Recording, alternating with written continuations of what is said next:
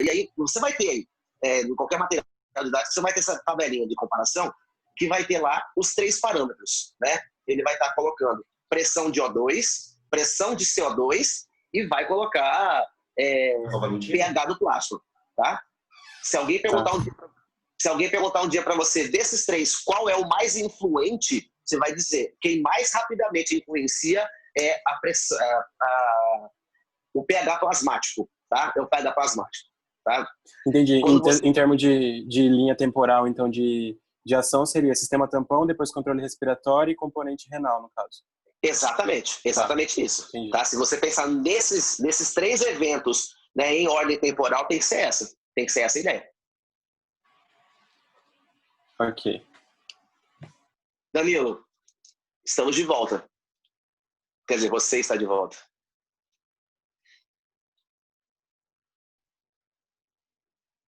Danilo, antes de você tomar aquela rasteira e cair aí, você tinha perguntado para eu, né, pedido para eu falar sobre desnaturação. Sim. E aí eu falei, e tinha mais alguma coisa fora a desnaturação? Eu acho que não, cara. Eu acho que não. Acho que não.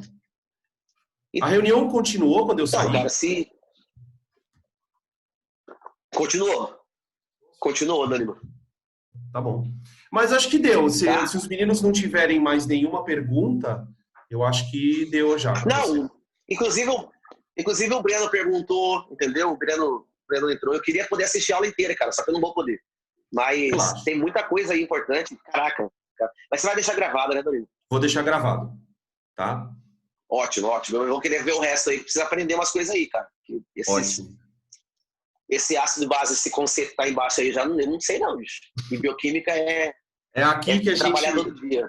A gente vai falar do bicarbonato aqui, ó. Bem no conceito de ácido e base, tá? Exatamente. Depois você assiste. Danilo, tá, beleza. Muito obrigado pelo convite, tá? Espero ter ajudado em alguma coisa a galera aí, tá bom? Foi bom demais. Obrigado, viu? Para matar a saudade. Galera, um abraço.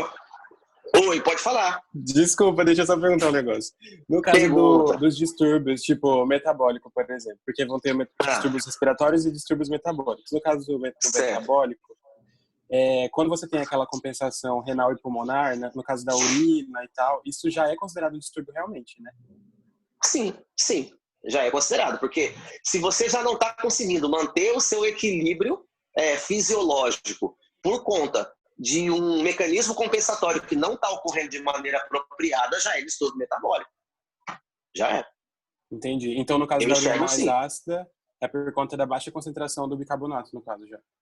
Então, aí nós teríamos assim, se nós levarmos em consideração só esse assunto que a gente está tratando, com toda certeza, né? Agora, por exemplo, se você vai me falando assim, a urina mais ácida, se eu for levar em consideração qual é a origem dessa acidez mais intensa, ela pode ser por por um não equilíbrio, por um não tamponamento, mas também poderia ser por um excesso de produção de substâncias ácidas na urina, né? Então aí não vai ter tamponamento que vai funcionar. Então aí não é que o meu corpo não está conseguindo fazer a compensação de pH, é que na verdade a produção ácida está sendo muito intensa. Certo. Beleza? Rodrigo. Galera, sou eu, fica à vontade. Só para finalizar, fazer uma pergunta. No caso dessa produção de substâncias ácidas em excesso, tem coisas na nossa alimentação que podem provocar isso? Porque eu já ouvi história de que o refrigerante altera o pH, não sei do que, do sangue, mas que talvez fosse conversa, né? Ou se tem realmente coisas que na nossa alimentação que influenciam essa produção de ácido em excesso que o nosso sistema tampão não consegue compensar. Quem perguntou foi a Natália? Só para eu ter certeza, que eu não sei se quem perguntou. Isso, eu. Oi? Eu conheci pela voz. Que a minha tela está aqui, a tela do Danilo. Olha só, essa história de alimentação associada à resposta metabólica de produção de substâncias tem tudo a ver, é totalmente importante ser feita a análise, né? Agora, quando a gente fala especificamente de excreção, né, da micção humana, a gente tem que lembrar assim, o maior vilão da micção no que diz respeito a algum tipo de alteração de pH, é a produção excessiva de ácido úrico, né? Então, o que acontece? A preocupação minha não é tanto que tipo de alimento que eu estou consumindo no sentido de pH dele. Se eu consumir um alimento com um pH mais baixo, eu vou acabar produzindo mais ácido úrico ou uma urina mais rica em acidez. Não, normalmente não. O problema é o consumo excessivo de proteínas. E não a questão do pH. Porque aí a proteína em excesso, Natália, ela vai... Porque, só para fechar essa ideia então, galera, já que a gente citou o assunto da urina, tá? Tem que lembrar, assim, todas as nossas células recebem nutrientes. Dos nutrientes que elas recebem, um deles, proteína, né? No caso, não entra a proteína, entra em forma de aminoácido, ela constrói e tal, mas são oligopeptídeos, frações proteicas que entram na célula, ou aminoácidos livres. Muito bem. Quando o nosso corpo degrada esses aminoácidos, nossas células, especificamente células agora, degradam os aminoácidos, acabam produzindo o quê? Acabam produzindo amônia. A amônia, muito rapidamente, é produzida, tá? As células produzem amônia, só que o nosso corpo é bastante eficiente, o suficiente, inclusive, para pegar a amônia e transformar em algo menos tóxico. Só que onde que é transformado a amônia em ureia? Lá nas células hepáticas, lá no fígado. É aquele famoso ciclo da ornitina. Então, vamos fazer uma análise bem clássica. Se você consome muita proteína, você oferta muito aminoácido e oligopeptídeos para as células, elas metabolizam isso e produzem amônia em maior proporção. Se o seu fígado não estiver sobrecarregado, o que é raro para qualquer pessoa, inclusive pessoas saudáveis, tá? Se o seu fígado não estiver sobrecarregado, hipoteticamente falando, você vai pegar toda a amônia e transformar em ureia. A ureia é menos tóxica e você elimina facilmente pela sua urina. Quando o fígado tem algum tipo de sobrecarga, não só excesso de amônia, como também atividades extra, porque o fígado faz tantas outras coisas, né? 200 e poucas funções. Quem teve aula comigo sabe que eu chamo o fígado de coitado. Então, com o fígado sobrecarregado, vai acontecer o quê? Uma parte da amônia vai pegar um caminho mais curto de conversão e vai ser formado ácido úrico. E aí sim, esse ácido úrico vai interferir não só na circulação, no funcionamento dos tecidos, como também ser detectado pela urina, sair na urina. Mas ele estar na urina não é tanto problema. A gente usa a urina para detecção, mas na verdade o problema maior é ele na corrente sanguínea. Tá? Então, o consumo de proteína sim seria diferente. Tá bom? Entendi, obrigada. Mais alguém, galera? Agora eu vou deixar vocês trabalharem com nada, Natália, que é isso? Deixar vocês trabalharem com o Danilo. Rodrigo, Oi.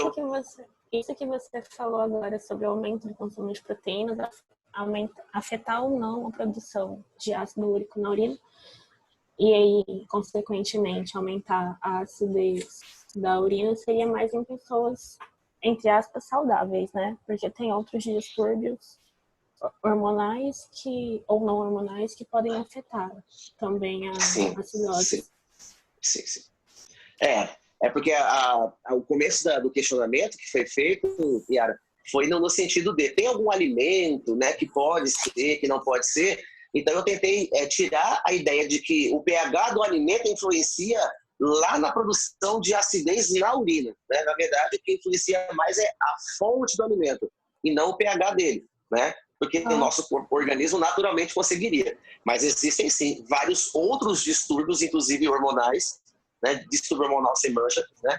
Tem vários distúrbios hormonais que acabam alterando, sim, né, a produção por conta de sobrecarga hepática, né? Por conta de sobrecarga hepática. Então, acaba que o fígado fica todo despirocado e um dos problemas é o controle mal feito da produção de ureia e produzindo mais ácido úrico, tá? Entendi.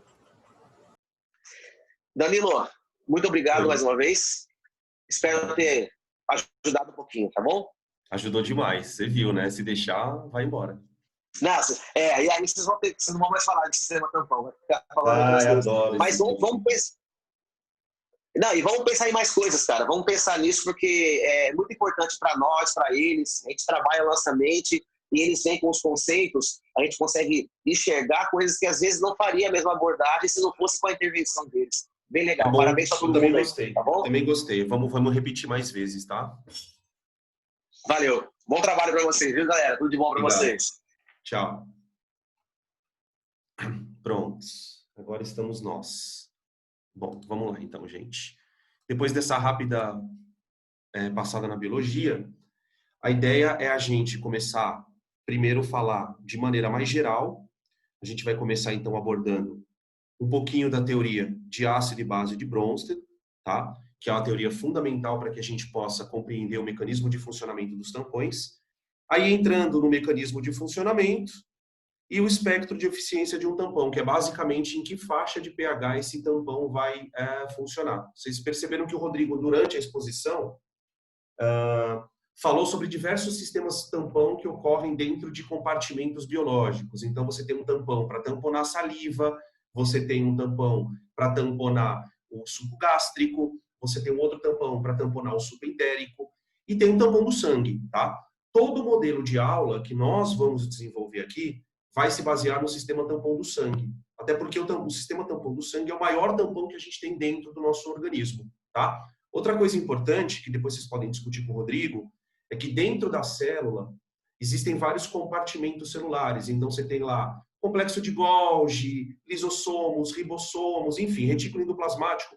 Todos esses microambientes também são tamponados. Porque as reações que ocorrem, por exemplo, dentro de um lisossomo, elas são reações que ocorrem de outra forma numa mitocôndria, que ocorrem num Golgi. Então, o sistema tampão, ele não é encontrado só dentro de um órgão, né, nesse aspecto macro. Se você pensar na estrutura, na unidade estrutural do nosso organismo, que é a célula, esses microcompartimentos também são tamponados, tá? Então, é uma coisa legal de vocês pesquisarem. Bom, vamos começar, então, a falar um pouquinho do conceito de ácido e base de Bronsted, tá? Porque toda a teoria de tampão vai depender dessa forma diferente de enxergar ácido, né? Vamos lembrar que para o conceito de ácido e base, e aí vou pedir um favor, tá, gente? Eu vou falando, qualquer coisa vocês abram o microfone, interrompam e eu pare e resolva a dúvida, tá? Não deixa para o final, porque senão a gente perde o fio da meada. Então, olha só, para entender o conceito de ácido e base de Bronsted, a expressão-chave que a gente tem que entender é o conceito de transferência de próton. Transferência de H+. Né? Ele usa o termo próton para se referir ao íon H+. Tá? Vamos lembrar por que essa associação de termos, né? Por que se chama o íon H+ de próton? Se você lembrar da distribuição do íon do átomo de hidrogênio, a distribuição eletrônica do átomo de hidrogênio, ele tem a distribuição S1, certo? Quando um ácido ioniza, o hidrogênio ele sai com a carguinha positiva. Essa carga positiva indica que esse hidrogênio, para que ele tenha sido retirado do ácido, ele perde um elétron. Ok?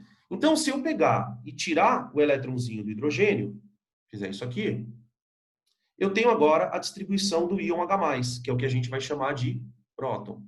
Tá? Tá aqui. Isso aqui é o íon H+. Do ponto de vista de estrutura, vamos lembrar que o átomo é formado por núcleo, eletrosfera, certo? Na eletrosfera, eu tenho um orbital S totalmente vazio. Então, orbital vazio. Muito bem. Essas espécies que têm orbitais vazios, eu já tenho discutido isso com vocês no curso, a gente acabou de ter uma aula de ligação covalente dativa, ligação covalente normal. No Farina eu também estou falando sobre isso, no PV também. Então está coincidindo. Um elemento com orbital vazio, ele pode aceitar, eu vou usar esse termo, tá?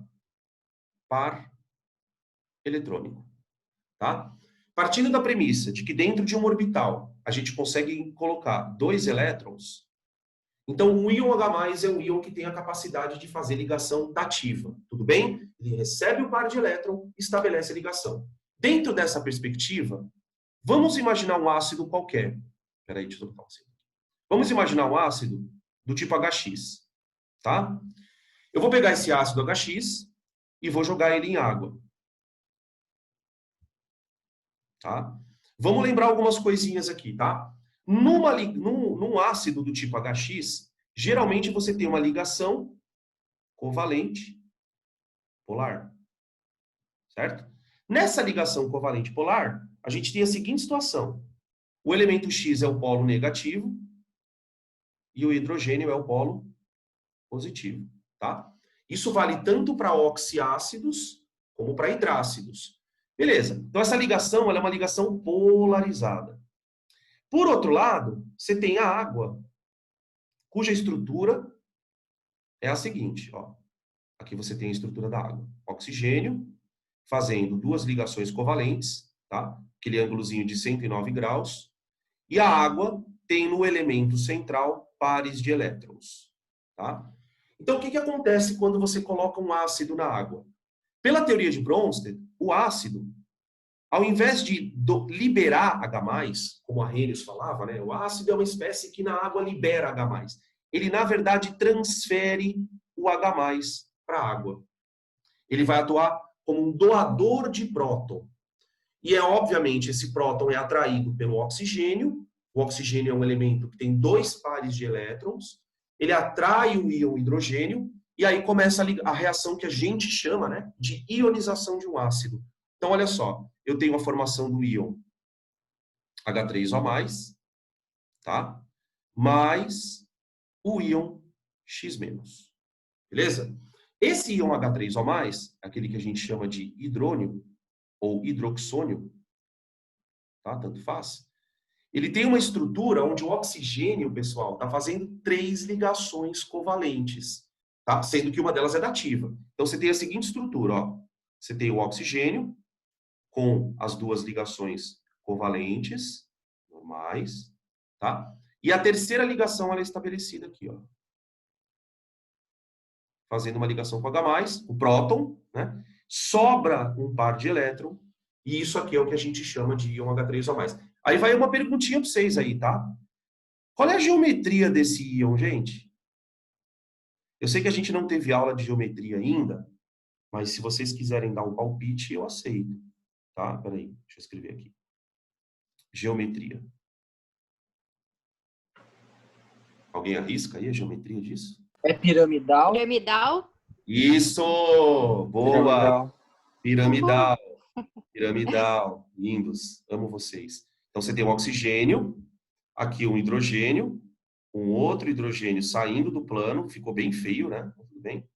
E o outro aqui atrás. Ó. Então, você tem aqui H, H e aqui um H+. Tá? Percebe que o oxigênio tem 4 nuvens eletrônicas. Tá? Só que dessas 4 nuvens eletrônicas, uma está vazia. Se essa nuvem eletrônica... Peraí, deixa eu botar um apontador de laser aqui. Ó, se essa nuvem eletrônica aqui, que vocês estão vendo, tivesse um outro átomo ligado nela, isso aqui seria um tetraedro. Consegue enxergar? Ó, é como se fosse um tetraedro desmontado. Tudo bem?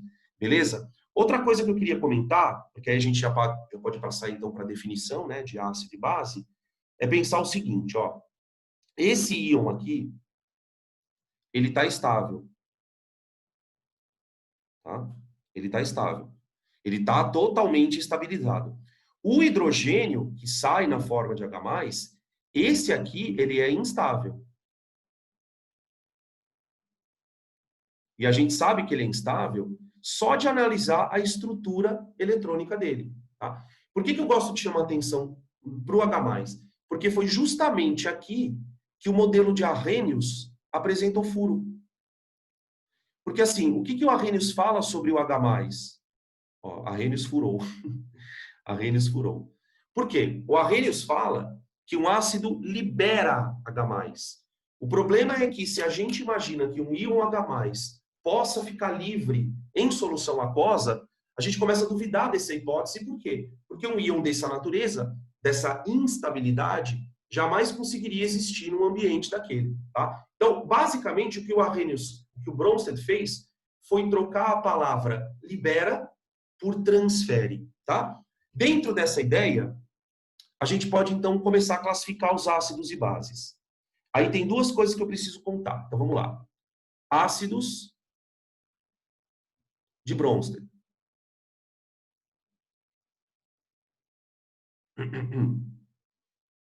Então, vamos lá. Espécies doadoras de próton.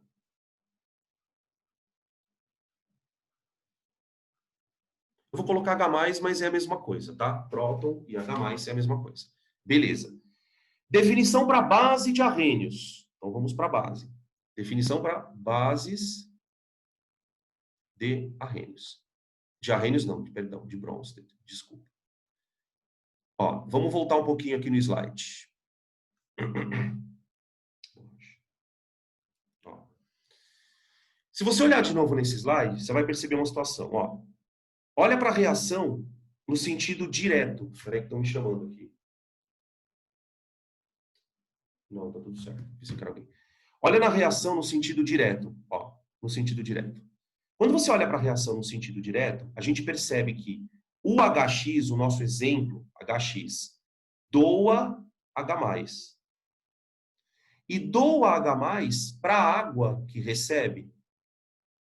É justamente esse processo de troca que vai servir como, vamos dizer assim, que vai servir para o Bronsted classificar a espécie como ácido e base. Então ele vai dizer, olha, o ácido é quem doa o próton. Para ele doar o próton, vai ter alguém para receber esse próton. Quem recebe o próton é a base de arrênios. Então vamos colocar aqui, para a base de Bronsted, de novo. Estou com arrênios na cabeça. Espécies aceptoras de H+. Tá? Beleza. Outra coisa que eu preciso que vocês lembrem, e aí se vocês não lembrarem, vocês pedem e eu vou explicando melhor. Porque isso é fundamental também para o tampão. É o conceito de par conjugado. Tá? Esse conceito ele é muito importante, senão a gente não entende tampão. Então vamos pegar um exemplo, e aí eu já vou começar a puxar a sardinha para o meu lado. Tá? Vamos pegar o exemplo de um ácido fraco. Tá? Vamos pegar um ácido ionizando aqui. Pegar o ácido acético. Peraí. Então vamos lá. Opa.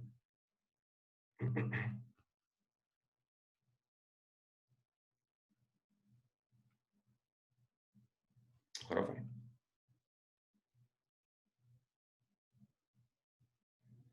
Ácido acético. Pronto. Mais H2O.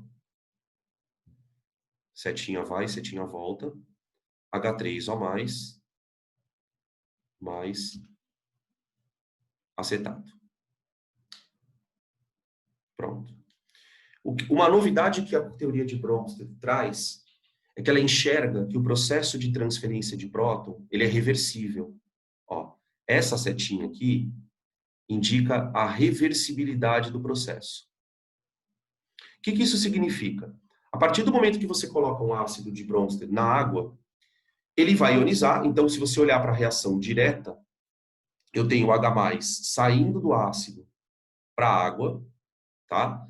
Esse processo do ácido perder o hidrogênio e ir para a água, ele é chamado de protonação.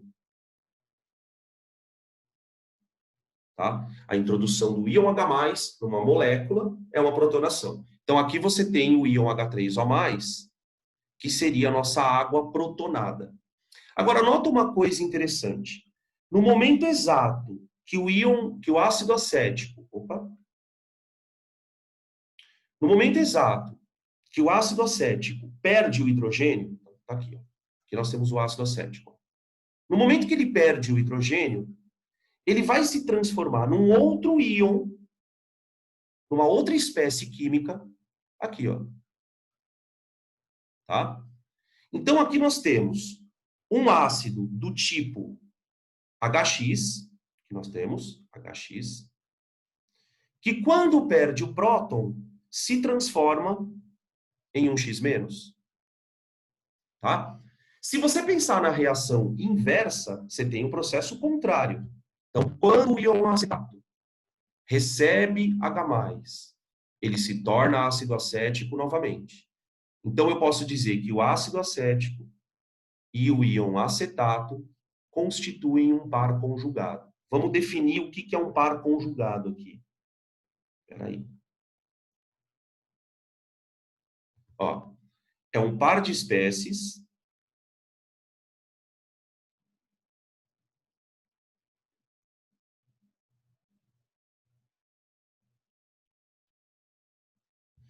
que diferem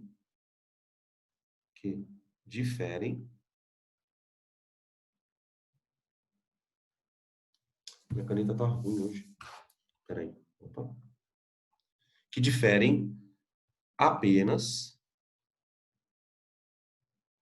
pela presença do H+.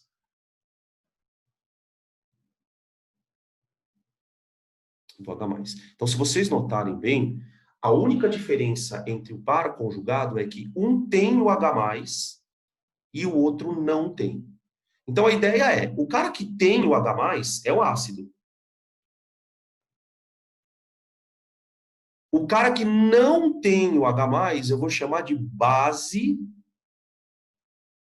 conjugada.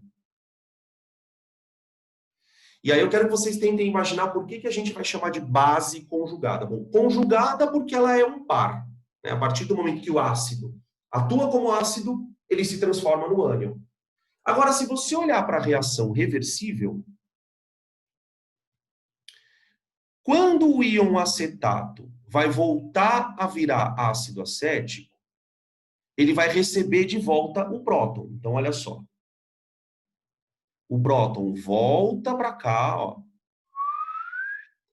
Volta a protonar o íon acetato, e nesse processo da protonação de volta, o íon acetato atua como base. Tá? A gente usa, repetindo, a gente usa o termo conjugado porque eles fazem parte do mesmo processo. Quer dizer, quando o ácido perde o hidrogênio, ele vira base. Quando a base ganha o hidrogênio, ela volta a virar o ácido. Tudo bem? Perguntas aqui, gente. Então, vamos continuar. Força de ácidos.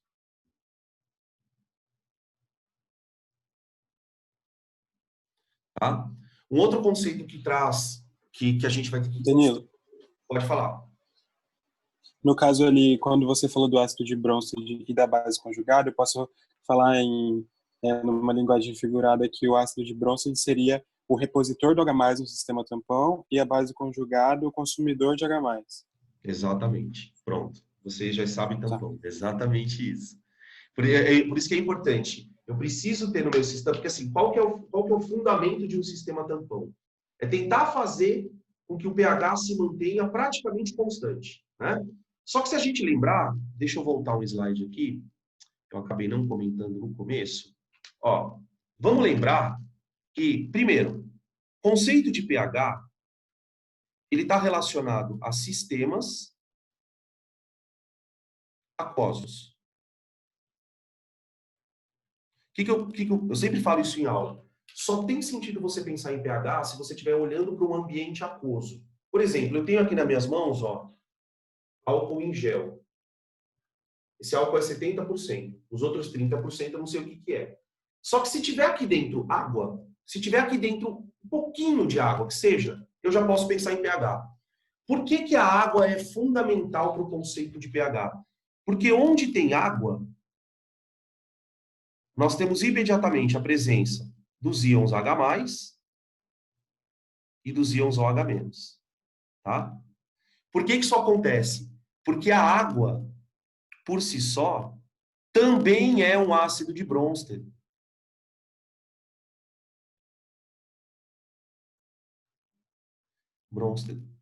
Então, o que acontece? Quando a água está no seu estado líquido, olha o que acontece com ela. Ó. Uma molécula de água pode reagir com a outra, formando H3O+, mais OH-. Certo? O H3O+, é o que a gente chama popularmente de H+. O tampão, ele vai ter por objetivo manter a concentração de H+ constante e a de OH- também. Então, o que acontece? O tampão ele precisa de um repositor, que foi o que o Breno falou. Ele precisa de um repositor de H+. Por que que ele precisaria de um repositor? Quando o organismo começa a sofrer um aumento na quantidade de OH-, que é o que a gente vai chamar de alcalose, o tampão vai começar a soltar H+ para tentar manter o pH na faixa constante. Então, eu preciso de uma espécie química que atue como repositora de H+. Mas eu também preciso de uma espécie que consuma H+. Tá? Se o meio começar a ficar muito ácido, eu preciso de alguém que reponha o H+. Se o meio começa a ficar muito básico, a mesma coisa. Então, assim, é o que o Breno falou, eu preciso de um par. O meu par dentro do sistema tampão será sempre, sempre, sempre, sempre um ácido e a sua respectiva base conjugada. Tudo bem? É isso aí, Breno. Posso continuar? Pode. Obrigado. Então, vamos lá. Outra coisinha. O Breno já falou do sistema de reposição e de consumo de H+. A gente já entendeu que os ácidos de Bronsted, eles coexistem com um par conjugado, tá certo? Só que para a gente finalizar essa parte de introdução, para entrar no sistema tampão, a gente precisa entender que, na teoria de Bronsted, também tem um conceito de ácido e base forte. Então, força de ácidos. Vamos escrever aqui, ó. Capacidade do ácido em transferir H+.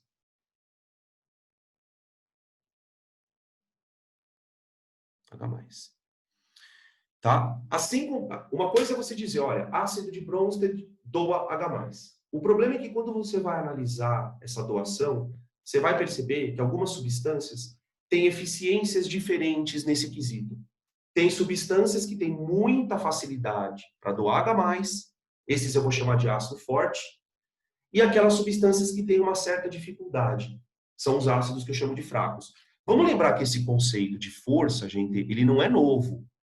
O conceito de força, ele já vem de Arrhenius. Opa, tem um Hzinho aqui, peraí.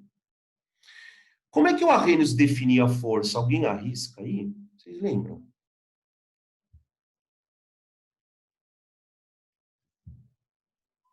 O Arrhenius, para ele definir força, ele vai trazer um conceito que é o conceito de grau de ionização. Tá? Ele vai expressar a força de um ácido no que diz respeito à porcentagem de moléculas que ionizam. Então, por exemplo, o ácido clorídrico, na teoria de Arrhenius, ele tem um grau de ionização de 98%. Ou seja, de cada 100 moléculas de ácido clorídrico que coloca-se na água, apenas 98 ionizam e 2 não. Já o ácido acético,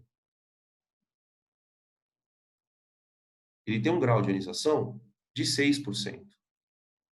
Tá? Então, quando você olha para a estrutura dos ácidos, você não enxerga essa eficiência. A estrutura do ácido ela só te mostra quem está ligado, quantos hidrogênios tem, qual é o elemento central, todo aquele lance. Para você verificar se o ácido tem essa eficiência ou não, você vai medir o grau de ionização. Acontece que no conceito de Bronsted, essa ideia é um pouco mais refinada. Então, vamos lá. Em Bronsted, como é que eu avalio a força do ácido? O problema do Bronsted é o seguinte. Todo ácido, quando vai ionizar, voltando àquela equaçãozinha, tá? É a mesma equação. Espera aí. H2O vai dar H3O mais X-. Tá? O que acontece? Como a ionização do ácido é um processo reversível, ou seja, ele vai e volta, vocês sabem que todo processo reversível tende a um estado chamado equilíbrio. Então, quando você põe um ácido, pode ser forte ou fraco, dentro da água, depois de alguns segundos, depois de alguns centésimos de segundos, esse sistema entra em equilíbrio. E todo sistema em equilíbrio é regido por uma constante chamada Kc. Tá? O Kc, para você calcular ele, você vai fazer uma continha. Você vai pegar a concentração do íon H+, que aqui eu estou colocando H3O+, vezes a concentração do íon X-, tá? Concentração dos produtos, e vou dividir isso pela concentração dos reagentes. Tá? Aqui eu vou colocar uma observação. Obs. Água não entra no cálculo. Não entra. Na constante, tá? Quando a gente tiver aula de equilíbrio, a gente vai comentar esses pormenores. E aí, o que o Bronsted vai dizer? Olha, uma vez que um ácido entra em equilíbrio, você pode calcular esse K. Só que eu quero que vocês percebam que a fórmula da constante de equilíbrio, ela tem uma observação aqui, que se você perceber ela, você vai entender rapidinho o conceito. Dá uma olhada aqui, ó. Se você olhar no numerador, peraí, vamos olhar aqui no numerador. O numerador. Todos esses termos aqui estão no numerador. Tá vendo? Esses termos, eles são os produtos da minha reação, certo? Tá? E se eu olhar no denominador, eu tenho aqui o reagente. Então, se a gente analisar genericamente, vamos colocar assim, ó, genericamente,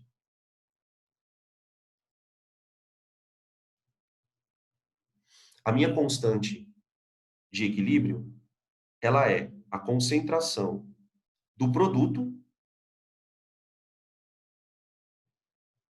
dividido pela concentração do reagente. Tá? Esse conceito, né, de concentração de produto sobre reagente, ele é muito maior do que dentro do conceito de ácido, né? Vocês lembram que quando a gente começa a estudar equilíbrio, a primeira coisa que a gente define é o estado de equilíbrio e o conceito de constante a partir desse estado, tá? Qual que é a nossa ideia, então? Para você averiguar se um ácido é forte ou fraco, você vai olhar o valor da constante. Então, eu vou mostrar para vocês alguns exemplos. Vou passar aqui o slide, espera aí. Olha só. Exemplo. Vamos pegar um ácido bem famoso aqui. Ácido cianídrico. O ácido cianídrico é um ácido considerado fraco. Então, eu vou colocar aqui a ionização dele, ó. H2O, dando H3O+, mais CN-, tá? Aquoso. Aqui eu esqueci de colocar aquoso no H3O. Quando esse ácido está em equilíbrio, sabe qual é o valor da constante dele, gente? Aproximadamente 10 elevado a menos 10. O que isso quer dizer na prática? Que quando o sistema entrar em equilíbrio, você vai ter uma concentração de produtos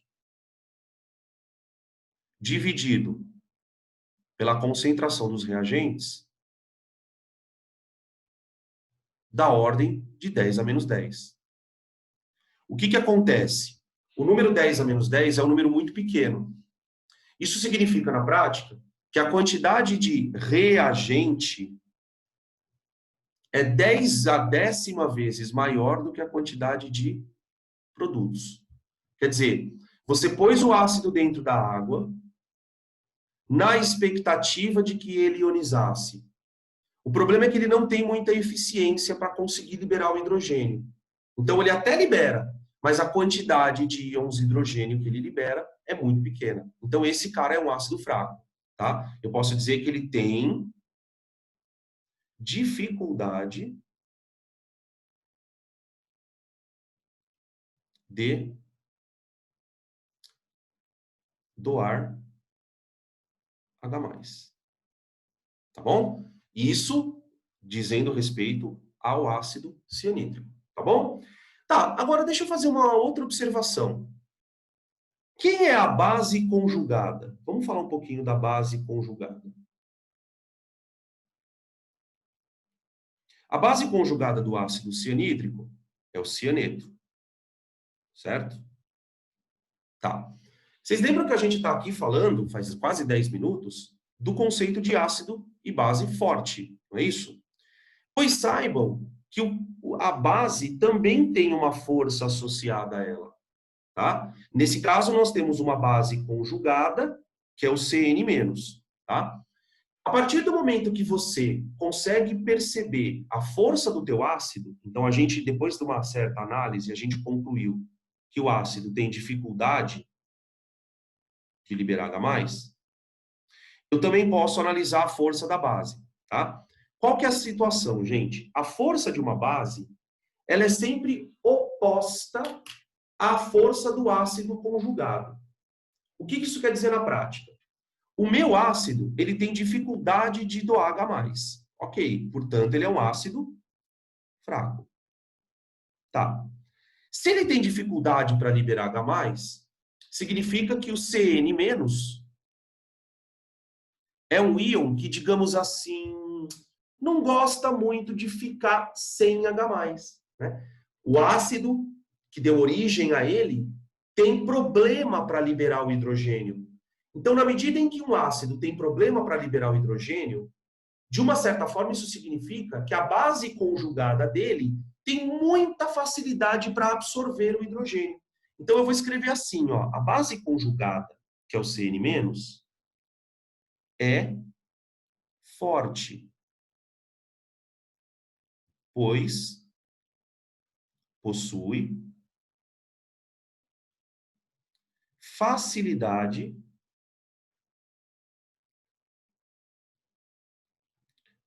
em receber H+.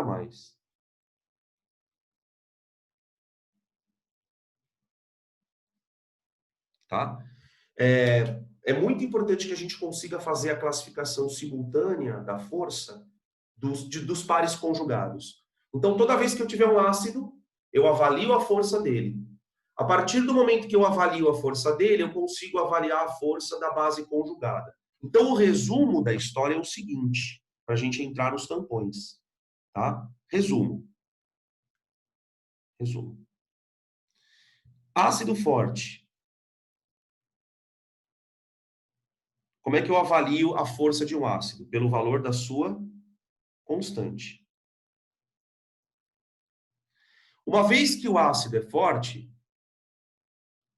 ele terá uma base... Dan, só uma pergunta, rapidão. Pode falar. Essa constante é constante de ionização também?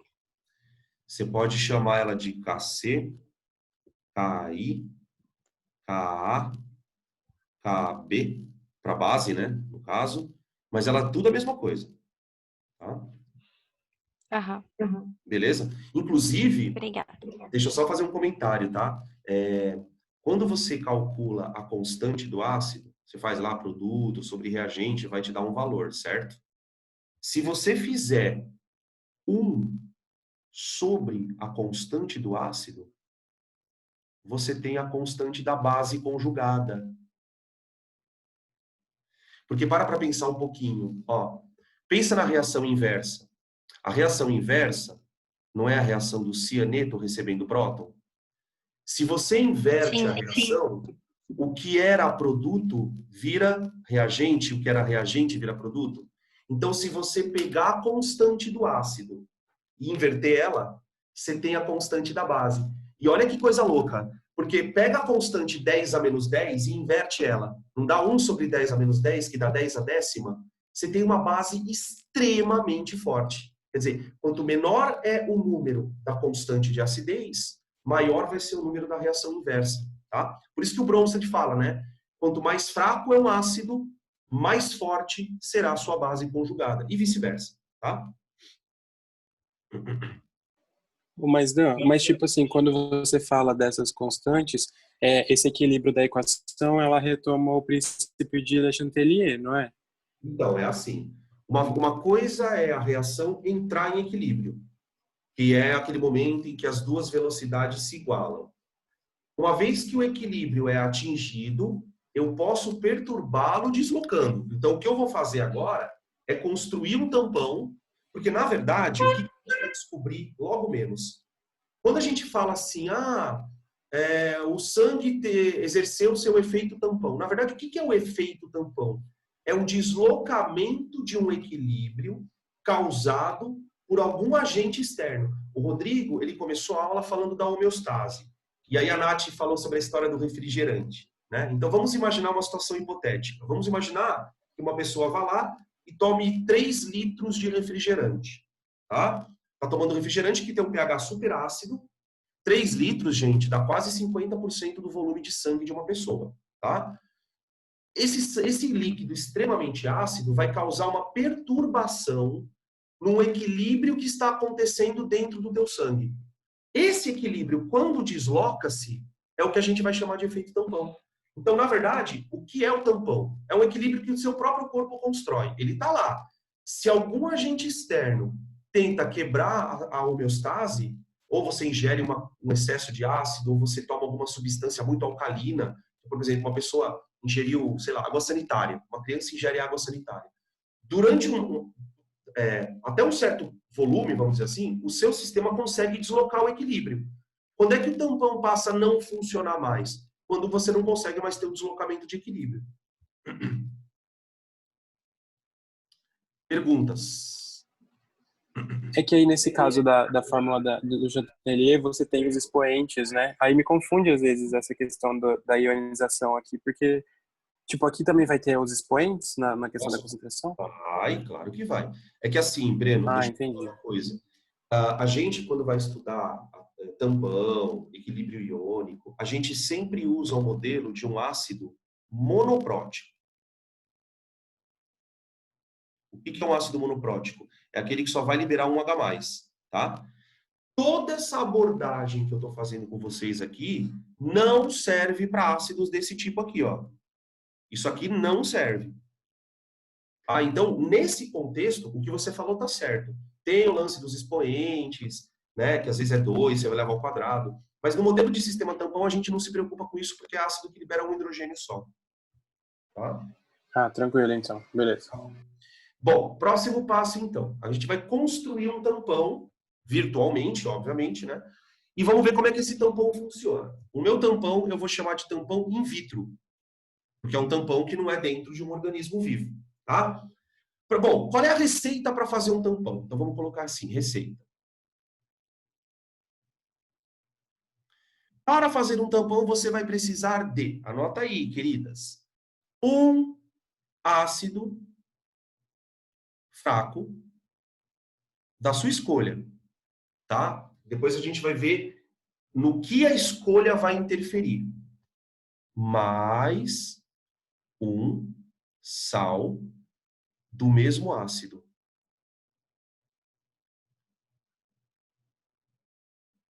Tá? Por exemplo, o tampão que a gente vai construir juntos aqui, que é o modelo padrão que a gente estuda em aula, é o tampão formado por ácido acético,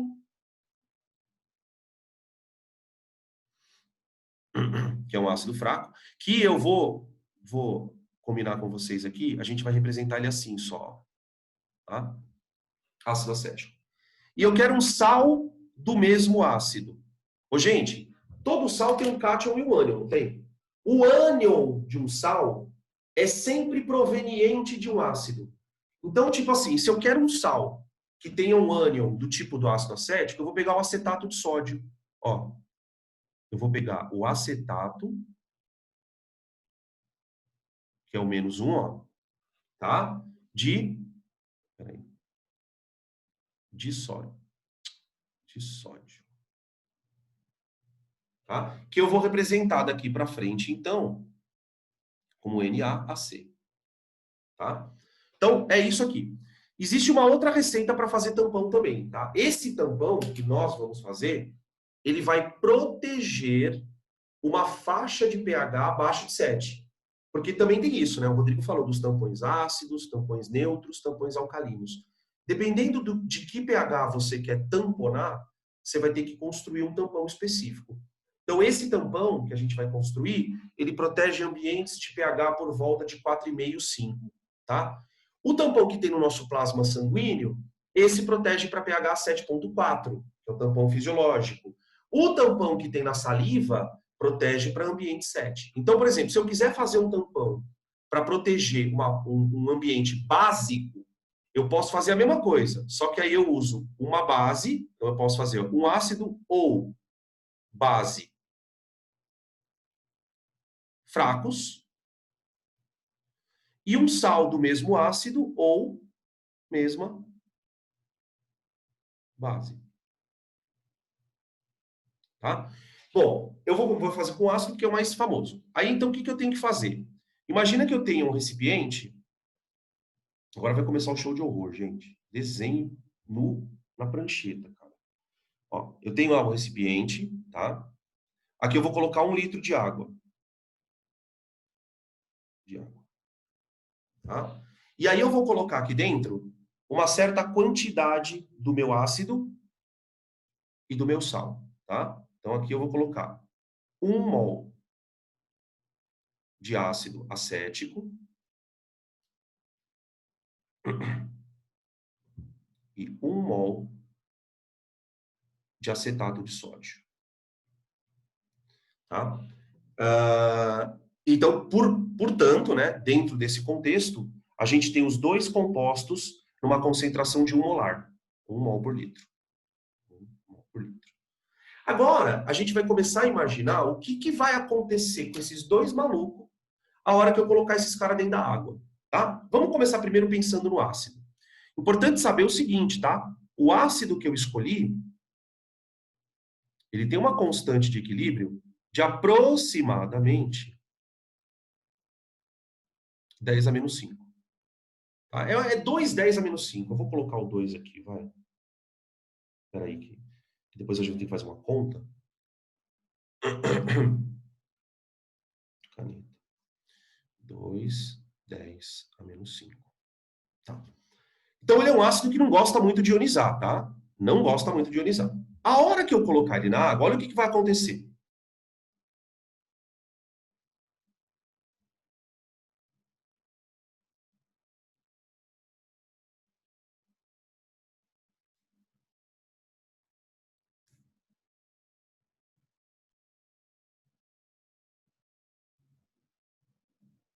Ó, você tem essa situação. Perceba que eu fiz a questão de colocar a setinha de tamanhos diferentes para que a gente não esqueça que esse cara praticamente não ioniza. Não ioniza. Beleza. De tal maneira que quase todo o ácido vai ficar na forma de ácido acético. Vai ter um pouquinho de acetato ali dentro? Vai. Só que eu quero que a quantidade de acetato aumente. Então, o que eu vou fazer? Como o meu ácido não consegue liberar tanto acetato, porque ele é fraco, eu vou jogar um sal. E, de preferência, um sal que seja muito solúvel. Então, geralmente, quando a gente vai produzir tampões in vitro, a gente usa sempre algum sal de sódio, tá? Os sais de sódio, eles são solúveis pra caramba. Então, a hora que eu jogar esse maluco lá, olha o que vai acontecer, ó. NaAC. Presta muita atenção agora, ó.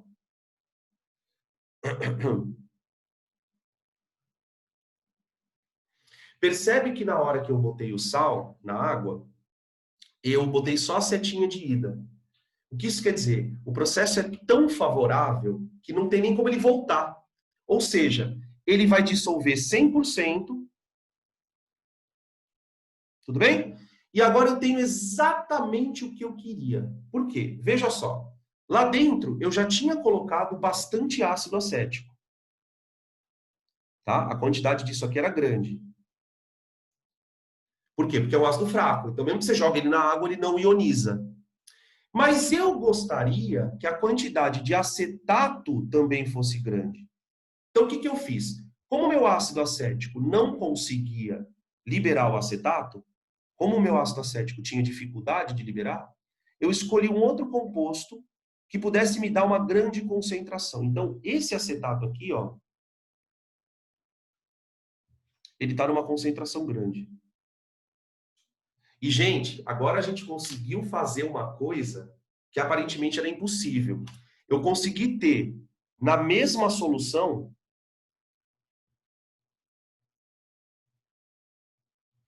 um ácido fraco e sua base conjugada em alta concentração. Né? Porque, para pensar um pouquinho, se você joga um ácido fraco na água, você concorda que ele nunca vai te liberar uma quantidade satisfatória de base conjugada? Então, o que eu preciso para que o tampão funcione é exatamente fazer aquilo que o Breno falou agora há pouco.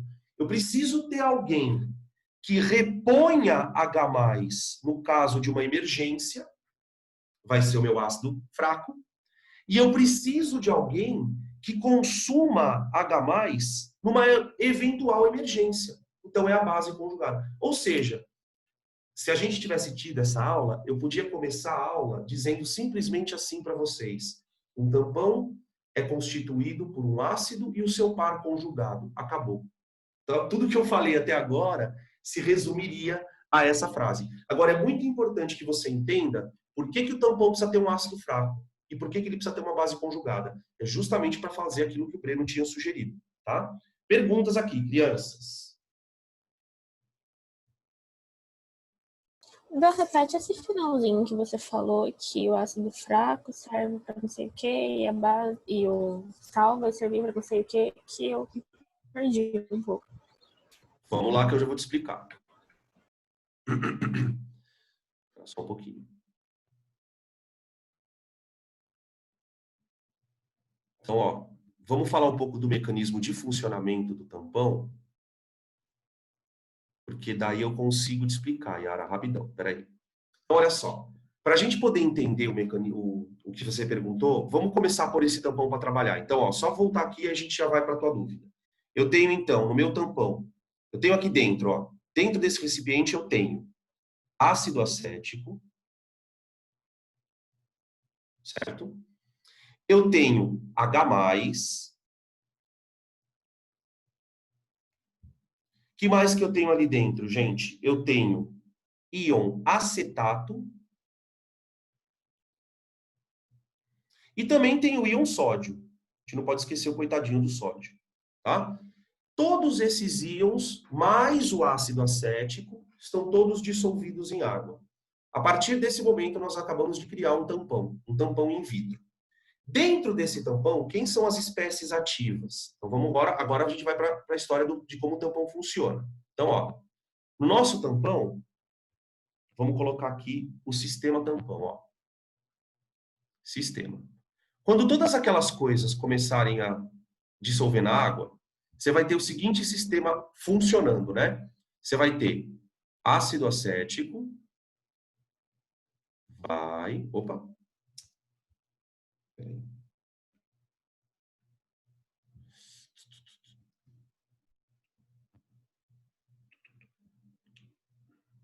Ácido acético vai e volta, dando H+, mais AC-.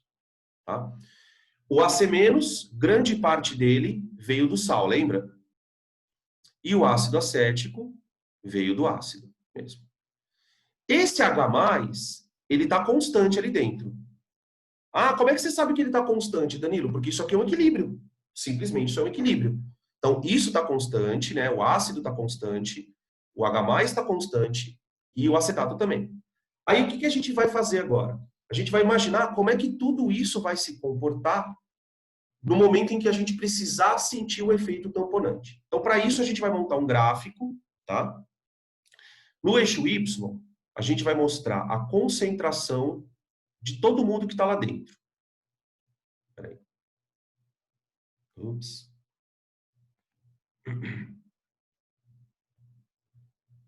Concentração do ácido acético, do acetato, enfim.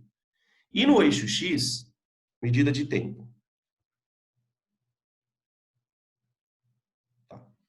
Bom, essa curvinha aqui de baixo, ela vai representar para a gente, inicialmente, a concentração de H+. Tá? Notem que eu coloquei a curva da concentração de H+, bem baixinha, bem baixinha. Por quê? Porque nós estamos diante de um ácido fraco. Então, ele não vai liberar tanto hidrogênio. No entanto, eu tenho duas coisas que estão em concentração altíssima. A primeira é o nosso amiguinho ácido acético. E a segunda é o nosso amiguinho acetato. Tá?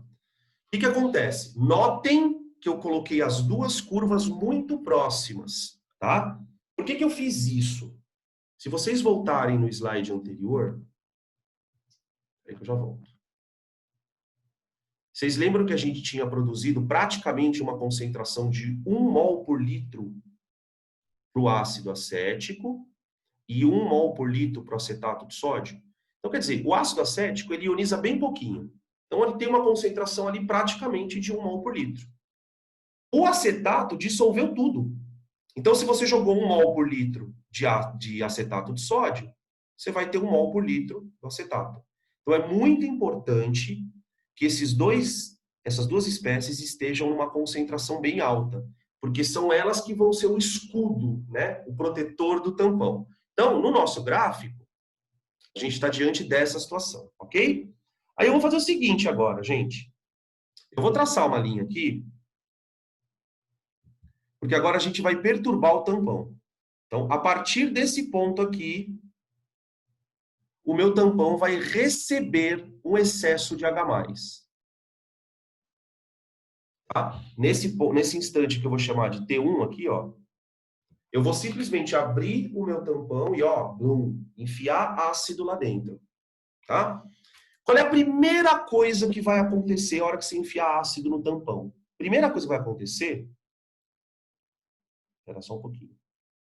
É a curva do H+ saltar. Ó. Tá? Esse salto que a gente observa, instantâneo, né? Você percebe que é no mesmo instante, né? Você joga o H+, a curva sobe. Esse excesso de H+ vai perturbar o tampão. E aí o tampão vai começar a sofrer o famoso deslocamento de equilíbrio, né? Lembra do princípio de Le Chatelier, tá? O princípio de Le Chatelier, a gente resume ele com a seguinte frase, ó. Fuga ante a força. Né? Basicamente, a ideia do princípio de Le Chatelier é entender o seguinte. A reação está num estado de equilíbrio quando subitamente um agente externo vem e perturba. Como a tendência natural do sistema é voltar para o equilíbrio, a reação vai tentar anular aquilo que fizeram a ela. Então, quando ele fala em fuga, esse fuga é a reação, o sistema que reage de maneira oposta ao que você fez a ela. Então, vamos lembrar da historinha, né? O que acontece com o equilíbrio quando você aumenta a concentração de alguém? O equilíbrio, ele trabalha no sentido de consumir. Então, na medida em que você começa a aumentar a concentração de H+, você começa a favorecer a reação da esquerda. Sabe como é que você pode pensar? De um jeito muito elegante. Olha que elegante. Olha para o acetato. Ele não é uma base forte de Bronsted? Porque ele é originado de um ácido fraco? O que bases fortes gostam de fazer? Sequestram H+. Então, lá dentro, está cheio de acetato. Você pôs o H+, o acetato começa a sequestrar o H+. Isso vai causar uma perturbação no equilíbrio, que a gente vai perceber no gráfico. Tá? Então, vamos dar uma olhadinha aqui. Ó. Primeiro, quando a gente jogou o H+, o equilíbrio vai deslocar para a esquerda, certo? Depois eu vou escrever aqui o resumo disso. Tá? O que significará deslocar para a esquerda? Eu vou aumentar a concentração de quem? De ácido acético. Tá? Deslocar para a esquerda significa produzir mais ácido acético. Tá? Ácido acético. Tá, então o que vai acontecer com a curva de ácido acético? Ela vai fazer isso aqui, ó, gente.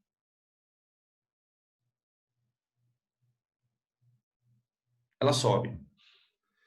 Tá? Essa subida é a reação deslocando para a direita. Tá? Se você olhar aqui, ó, no exato momento que a curva está subindo, nesse pedaço aqui, ó, é o pedaço em que a gente está olhando para a reação deslocando para a esquerda. Tá? Vocês conseguem ver a coisinha de laser? Ah, consegue. Tá. Tô vendo aqui também. Agora, o que vai acontecer? Peraí. O que vai acontecer com a concentração de acetato? O acetato não vai ser consumido? Não é ele que vai consumir o H+, então ele vai cair. Ele vai fazer isso aqui. Ó. tá? Isso aqui é a concentração de acetato, tá? Isso aqui, gente, é o golpe que o tampão levou. O tampão levou uma porrada. Para consumir o excesso de H+, ele teve que disponibilizar uma boa parte do seu acetato. Tá? Agora, o que é mais interessante é o que vai acontecer com o H+.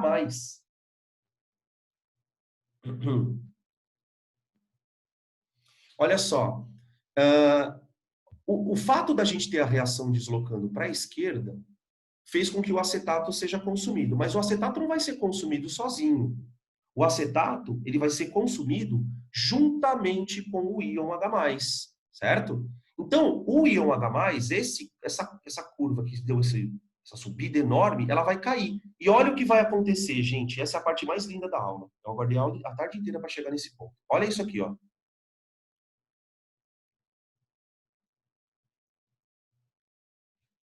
Tá uma bosta, né? Mas tudo bem. Tá? O que que acontece? Depois de um certo tempo, a reação retoma a condição de equilíbrio. Tá? Como é que a gente sabe que o sistema restabeleceu a condição de equilíbrio? Porque as concentrações voltaram a ficar constantes. Você percebe que a concentração do H+ ficou quase igual à inicial? Então, quer dizer, a concentração de H+, ela ficou praticamente constante. Que é justamente o fundamento do tampão, tá? Uma coisa muito importante, é mentira que o tampão não varia pH. O pH varia. A gente vai perceber que a concentração de hidrogênio ela vai variar um pouquinho, mas muito pouquinho quando você compara com a situação inicial. Então, qual é o resumo, né? Como é que o tampão se comporta em meios ácidos? Espera aí. Deixa eu apagar aqui o negócio. Como é que o tampão se comporta em meios ácidos? Em meios ácidos, né, com a adição de ácidos, quem atua é a base conjugada. Então, eu vou escrever assim, ó. A base conjugada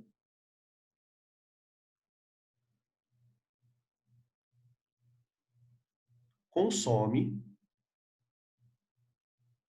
o excesso de H+. Tá?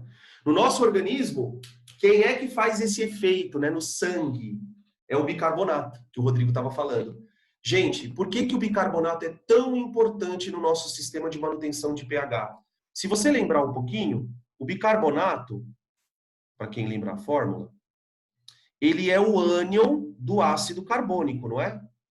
Quando o ácido carbônico perde H+, ele se transforma em bicarbonato.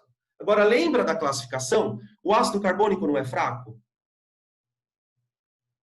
O bicarbonato é uma base forte. Então, no nosso organismo, quem faz o papel de sequestrador de H+, é o bicarbonato, tá bom? E aí depois a gente comenta um pouquinho sobre o tampão no sangue. Perguntas sobre a adição de ácido. Se não tiver nenhuma pergunta, eu vou para a parte de base. Professor. Pode falar.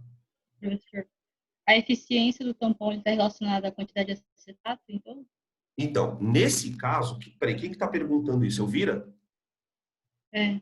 Tá, eu Vira. Nesse caso é a quantidade de acetato.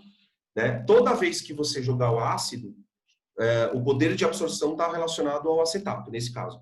Aí você percebe que cada vez que você acrescenta H+, a concentração de acetato cai. Tá? O que que acontece? O efeito tampão, ele é, vamos dizer assim, porque assim, o que que é o efeito tampão no final das contas? É isso aqui, não é? É esse deslocamento que traz a concentração de H+ praticamente para o nível inicial. Esse efeito tampão, ele vai acontecer desde que essa diferença aqui, ó, não seja maior do que 10 vezes.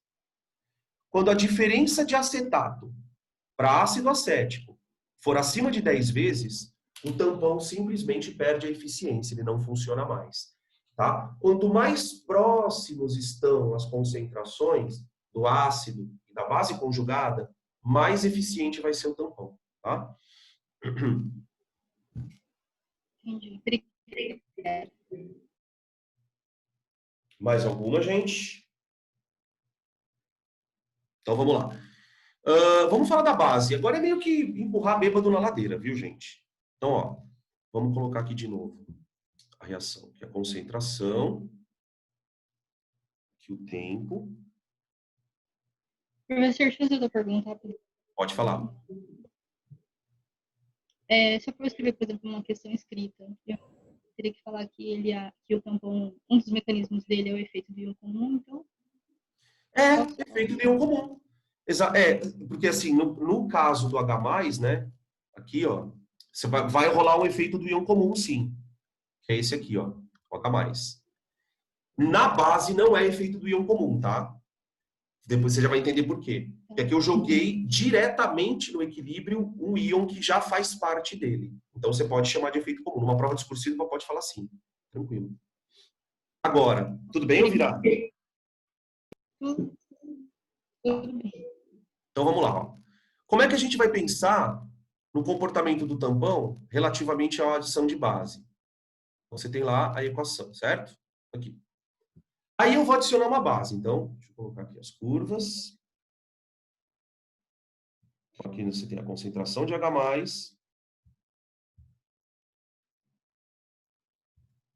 concentração de acetato. O acetato para verde. Gosto. Então tá certo. Puta que vergonha. Comecei a fundir a cabeça já. Acetato e ácido acético. Pronto. Bom, tudo vai começar no exato momento em que a gente colocar lá dentro uma base. Pode ser uma base forte, uma base fraca. Então, aqui vai ser o momento em que a gente vai causar a perturbação no equilíbrio. Tá? Então, aqui você tem um instante T1. Eu vou colocar aqui uma base. Então, vou colocar alguma espécie química que tenha capacidade de liberar íon OH-. O que acontece? Quando esse íon OH-, vou fazer um rascunhozinho aqui. Quando esse íon OH- entrar em contato com o sistema, ele vai reagir com H+. Tá? Para dar água. Uma reação ácido-base. Né? Ou seja, agora nós vamos observar a situação oposta ao primeiro gráfico. No primeiro gráfico, vamos voltar um pouquinho, a gente percebeu um aumento na concentração de H+, em decorrência da adição do ácido. Aqui, a gente vai ver uma queda na concentração de H+. Opa! Aqui, vamos desenhar então. A concentração do H+ vai fazer isso aqui, ó. Ela vai cair. Tá bem lá para baixo. E aí começa o deslocamento de equilíbrio de novo, gente. Aí só que agora é o contrário. Então eu tenho concentração de H+, cai. Princípio de Le Chatelier. Quando nós retiramos de um sistema em equilíbrio alguma substância, o equilíbrio vai trabalhar no sentido de repor aquela substância. Então agora a gente vai ver um deslocamento para a direita. Tá? O deslocamento para a direita vai aumentar acetato. Então a curva do acetato agora sobe. Aqui, ó. Se vocês lembrarem do slide anterior, a curva verdinha subia, porque eu estava deslocando para a esquerda. Agora a curva amarela está subindo porque eu estou deslocando para a minha direita. Tá? Paralelamente a isso, porque assim, se o acetato está subindo, é porque o ácido acético está sendo forçado a ionizar. Né? Uma coisa muito louca, né? Porque o ácido fraco, ele está lá na dele, que é tão de boa. Se você começa a tirar H+ de dentro do sistema, ele começa a ser forçado a ionizar. Então você tira um H+, uma molécula ioniza. Você tira um H+, molécula ioniza. Tira H+, molécula ioniza. Então, aos poucos, a concentração do íon acetato, do ácido acético, ela vai caindo. Tá? Até chegar numa situação de equilíbrio. Agora, se o íon acetato sobe, é porque ele está sendo produzido. Porém, ele não está sendo produzido sozinho, ele está sendo produzido também com o íon H+. Então, da mesma forma que a curva do acetato vai subir, a curva do íon H+, vai subir. E adivinha o que vai acontecer com ela? Tchararam. Ups.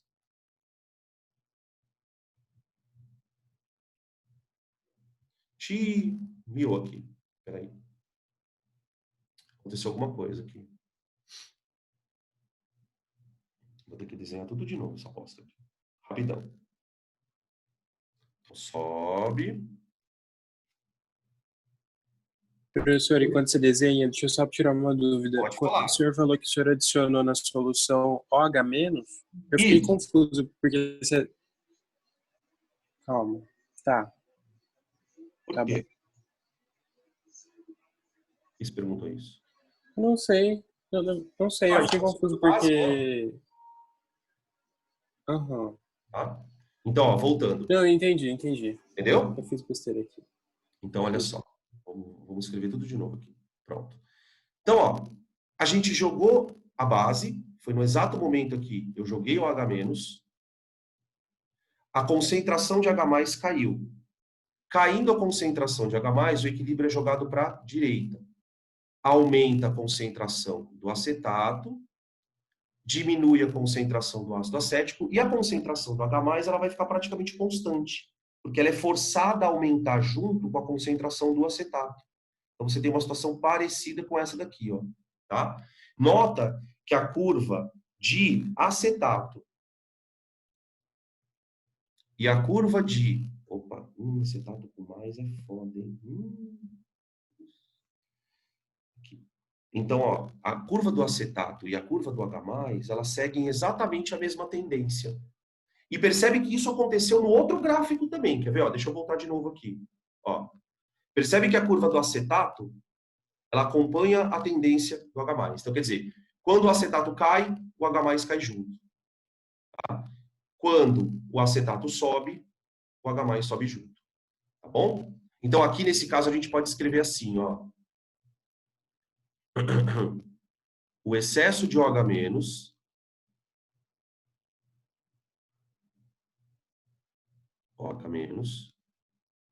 é compensado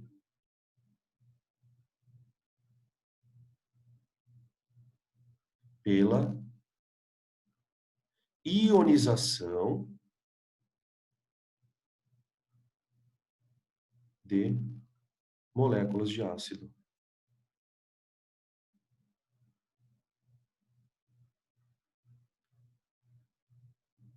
Por isso que é tão importante a gente ter grande quantidade do ácido junto com a base conjugada. Um vai atuar no sentido de sequestrar H+, que é o deslocamento pelo efeito do íon comum, que a Elvira tinha citado, e aqui é o que eu tinha te falado, Elvira, aqui a gente não pode dizer que seja um efeito de íon comum, né? Eu estou adicionando um íon que indiretamente está retirando cátion H+, tá bom? Tudo bem, gente? Ficou claro?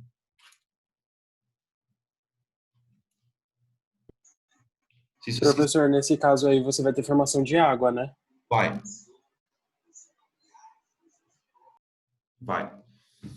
Aqui, né, você está falando da reação do H+ com OH- dando água. É isso mesmo. Deixa eu só fazer um comentário, viu, Breno? Eu não sei nem sei se você perguntou por causa disso, mas eu vou falar mesmo assim. Por que o equilíbrio é deslocado para a direita? É por causa da diminuição de H+, ou é por causa do aumento da concentração de água? O que vocês acham?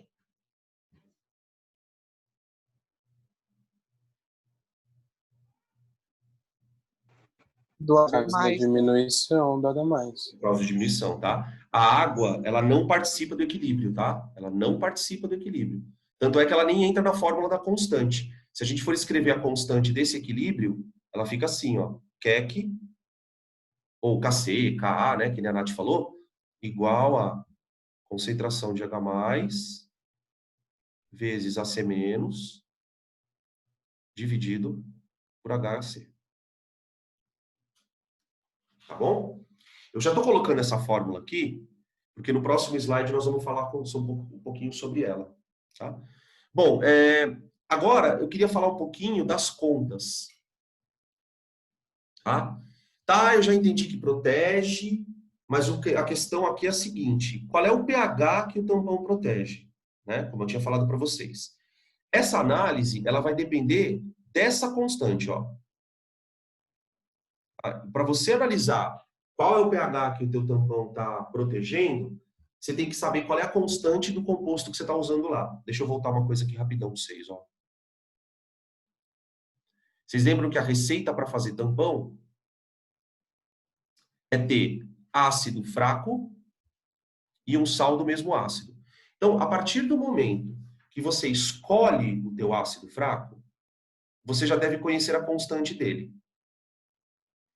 É essa constante que vai te ajudar a você prever o pH do seu tampão. Então, vamos pegar o exemplo que nós estávamos falando do tampão ácido acético. Então, vamos lá. Eu quero prever o pH de proteção do tampão. Então, o que eu sei sobre o ácido acético? A constante de equilíbrio do ácido acético é igual a 2, 10 a menos 5. Tá. O que eu sei também? Que quando o equilíbrio está funcionando, você tem a reação. E eu estou interessado em saber basicamente o quê? Isso aqui, ó, gente. Tá? O simples fato de você construir o tampão já te faz perceber que ali dentro tem uma quantidade de H+. E é essa quantidade de H+ que eu quero manter constante. Então, a partir do momento que eu descobri a concentração de H+, eu consigo prever o pH. De que maneira eu faço isso, então? Eu sei que a constante de equilíbrio, ela é concentração de H+, vezes concentração de AC-, dividido pela concentração de ácido acético. Tá bom. Agora, para pensar. Quando eu construí o tampão lá atrás, eu tinha dito para vocês que eu tinha usado o ácido acético numa concentração de 1 mol por litro. Tá? É basicamente a concentração que tem lá dentro. E a concentração do acetato também era aproximadamente 1 mol por litro. Tá? Então, veja como é importante, na hora da pessoa preparar o tampão, ela conhecer essas informações. Tá? Vocês que o ano que vem vão para a faculdade, se Deus quiser, e vão para os laboratórios, certamente vocês um dia vão ter que fazer um tampão na vida de vocês. Tá? E aí, nesse tampão, você tem que medir exatamente quanto você está colocando de cada substância, porque isso vai para a conta. Aí, olha só qual é a brincadeira. Eu conheço isso aqui. Eu conheço o valor da constante de equilíbrio. Eu quero saber quanto tem de H+ lá dentro. Só que eu conheço a concentração do acetato e do ácido acético. Então eu vou simplesmente substituir. Eu coloco a concentração do ácido acético aqui, coloco a concentração do acetato aqui, e o resultado eu vou achar a concentração de H+. Então vai ficar assim, ó. 2, 10 a menos 5 igual a concentração de H+ vezes concentração do íon acetato, 1, dividido pela concentração de ácido acético, 1. Aqui. Portanto, a concentração de H+ é igual a 2, 10 a menos 5. Tá? Essa é a concentração do tampão zeradaço, gente. Ele zero bala, saiu da loja. Se você jogar alguma coisa lá dentro, para pensar. Se você jogar alguma coisa lá dentro, a concentração de acetato vai mudar, a concentração de ácido acético vai mudar, de tal maneira que essa concentração aqui, eu quero que essa concentração fique o mais próximo desse valor aqui, ó. A ideia é que essa concentração ela acabe mudando um pouquinho, mas não muito significativamente, tá? Para a gente achar o pH, vamos para o bom e velho log, né? pH desse tampão, né? É menos o logaritmo de 2 vezes 10 elevado a menos 5. Tá? Aqui você tem log de A vezes B. Tá? Log de A vezes B é log mais B, certo? Então fica pH igual a menos log de 2, aqui tem um parênteses, cuidado, mais log de 10 a menos 5. Ok? Portanto, essa conta vai ficar assim, ó. O log de 2, normalmente o exercício vai fornecer para você, né? O log de 2 é aproximadamente 0,3. Tá? E o log de 10 a menos 5 é menos 5. Então vai ficar menos 0,4, né, dentro do parênteses. Então o pH do nosso sistema tampão é 4,7. Tá? Então quer dizer, se você vai construir um tampão com acetato e ácido acético, a sua pretensão é proteger uma faixa de pH em volta em torno aí de 4,7. Tá bom? Gente, e aí? Perguntas?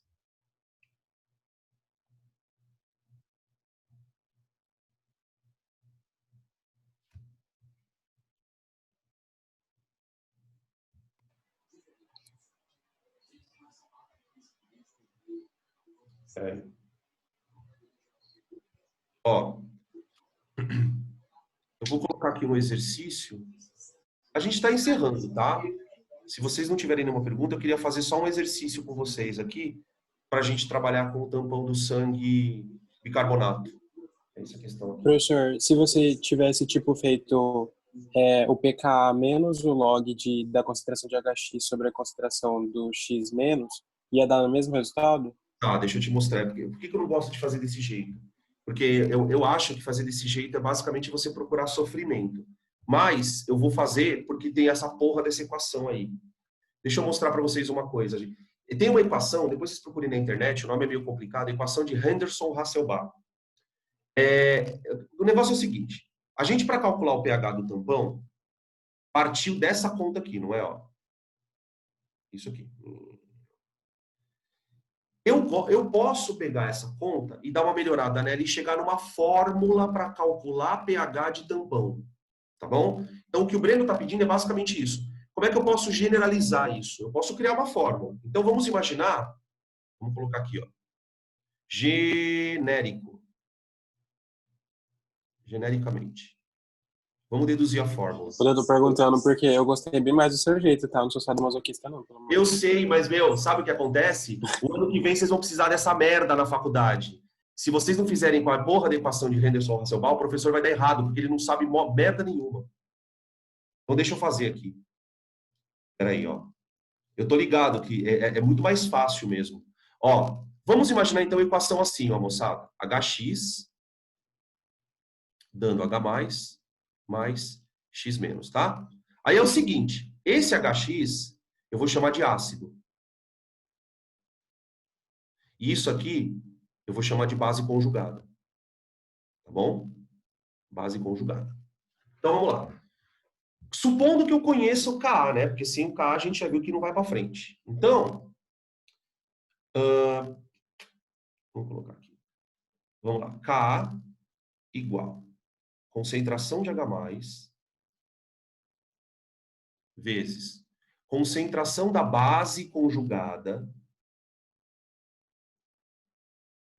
dividido,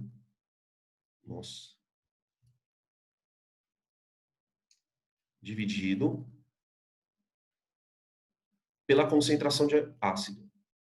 Dividido pela concentração de ácido. Agora, eu vou simplesmente, ao invés de fazer o que a gente tinha feito, por que você achou mais fácil? Porque a gente substituiu, né? A gente pegou o valor, substituiu aqui e aqui. Eu vou isolar o H+. Então vai ficar assim, ó. Isolar H+. Então vai ficar assim. H+ é igual a Ka vezes concentração do ácido dividido pela concentração da base conjugada. Tá? Beleza. O que eu vou fazer agora? Eu vou tirar menos log dos dois lados. Vai ficar assim, ó. menos log de H+,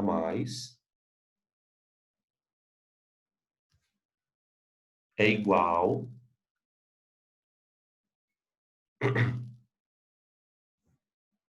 a menos log de tudo isso que está aqui dentro, tá? Então vai ficar menos log de Ka vezes concentração do ácido sobre a base. Vou copiar aqui embaixo de novo. Então vai ficar assim, menos log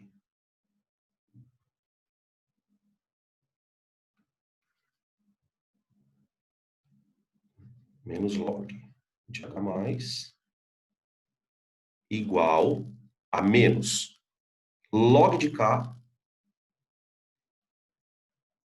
menos log do ácido sobre a base conjugada. Isso aqui é quase a fórmula já.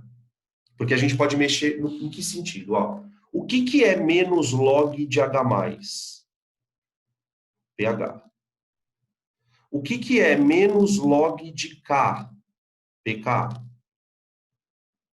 Menos o log disso. Portanto, como é que fica a equação em si, né? Portanto,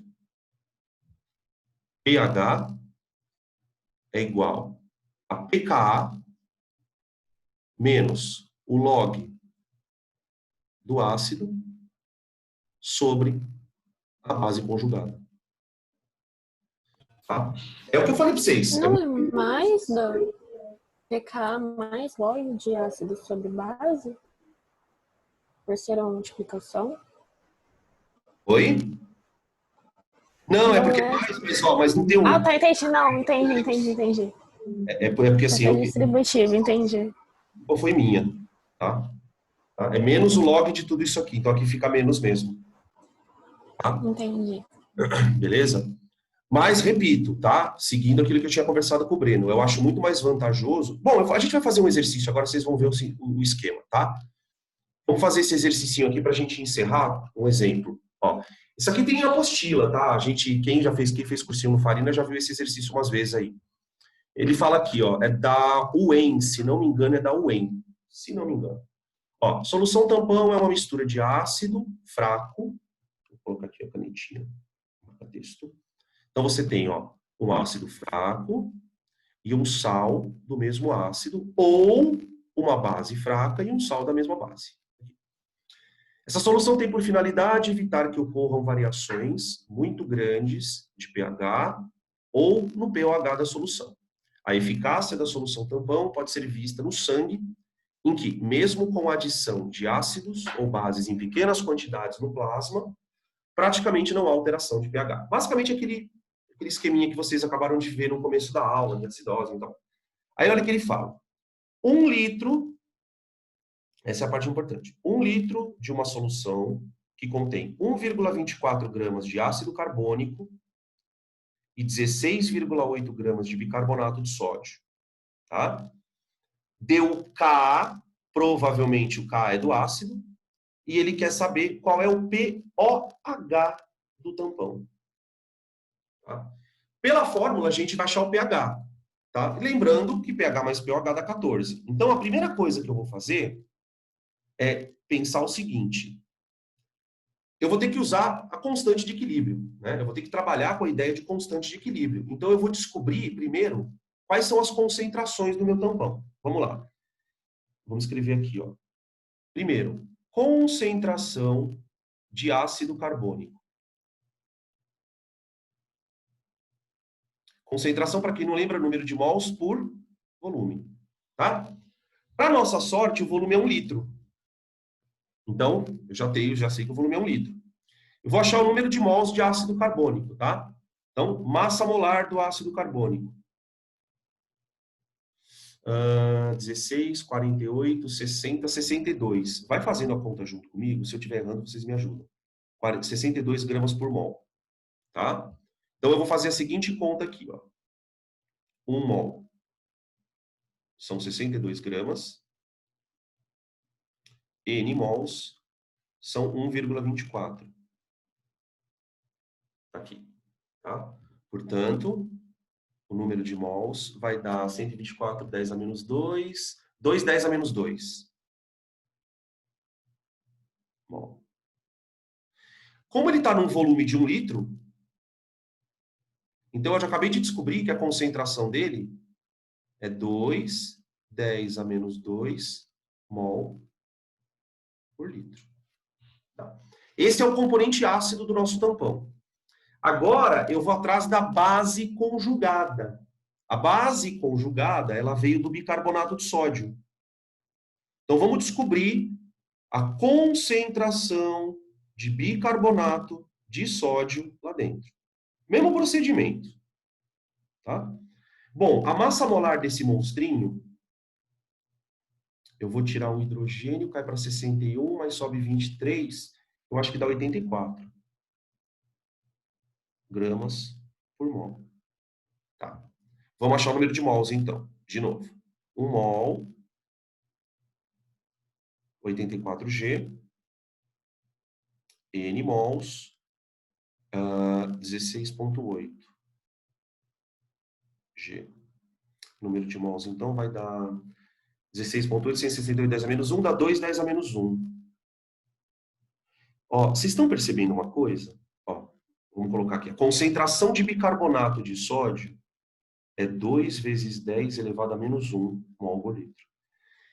Tá? Percebam uma coisa aqui, gente. A concentração de ácido tem uma diferença de 10 vezes da concentração de bicarbonato, tá vendo? Essa diferença já está sugerindo que esse tampão está no limite. Se você tentar perturbar esse tampão de novo, ele vai perder a capacidade tamponante. Ele já está no limite. Mas ele quer saber só o pOH, né? Então vamos lá, vamos colocar isso na fórmula. Vou ficar assim, ó. O nosso tampão ele vai funcionar assim. H2CO3 libera H+, mais HCO3. Tá? Lembrando que, para as concentrações, né? 2, 10 a menos 2 molar. E aqui, 2, 10 a menos 1 molar. Tá? Isso aqui é o que eu quero. Porque daqui eu tiro o pH e acho o pOH. Então fica K igual concentração de... Eu vou fazer sem a formulinha, tá? Pra vocês verem que tá de boa. Aqui, vezes HCO3 menos dividido... Olha, ficou retinho! Vige! Meu Deus! H2CO3... Tá. Aí fica. A constante do nosso ácido, se não me engano, era 2, 10 a menos 7. Então, vamos lá. 2, 10 a menos 7 igual a x vezes 2, 10 a menos 1 sobre 2, 10 a menos 2. Dá uma conferida aí. Aqui cancela. Tá? Aqui vai ficar 10 a menos 1 dividido por 10 a menos 2 é 10 a menos 1 mesmo, né? Vezes aqui. Então vai ficar x igual a 2 vezes 10 a menos 8. Confere? 2 vezes 10 elevado a menos 8. Tá? Isso aqui é a concentração de H+. Quando eu tirar o log disso, eu vou achar o pH. Menos log de 2 vezes 10 a menos 8. Então, aqui nós temos que pH igual a menos. O log de 2 é 0,3 menos 8. Menos 8. Tá? Portanto, o pH do nosso tampão é 7,7. Tá? Como ele quer o pOH, a soma de pH mais pOH dá 14. Nós estamos a 25 graus. Então, o pOH vai dar 14 menos 7,7, que dá 6,3. Certo? 6,3 seria o pH, o POH do nosso sistema tamponante. Tá? Alternativa E. Tudo bem, gente? Isso é um exemplinho. Eu coloquei o exemplo de conta, porque o de conta é o mais difícil. Depois, quando a gente for ter aula de tampão, de equilíbrio, tal, você tem uma série de questões que abordam a parte conceitual. Só que vocês percebem que a parte conceitual, ela é basicamente um mecanismo de deslocamento. Então, estudar deslocamento de equilíbrio te ajuda a entender um monte de coisas, como, por exemplo, o sistema tampão. Vou abrir para as perguntas, para a gente finalizar. Ver se vocês têm alguma dúvida ou querem saber alguma coisa.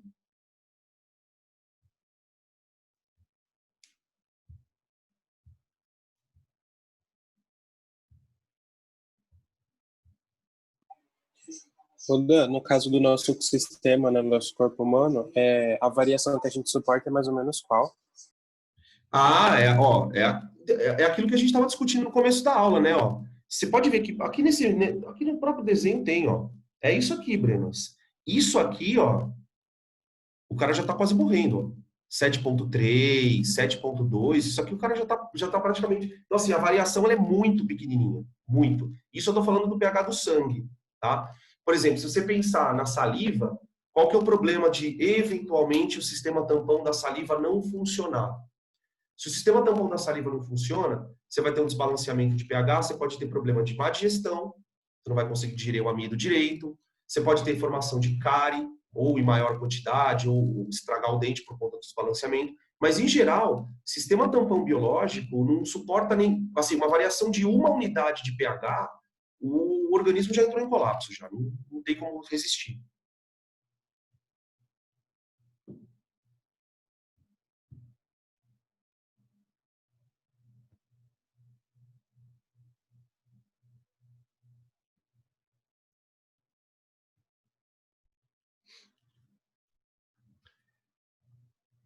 E aí, crianças, ok? Peraí, deixa eu abrir um pouco a tela.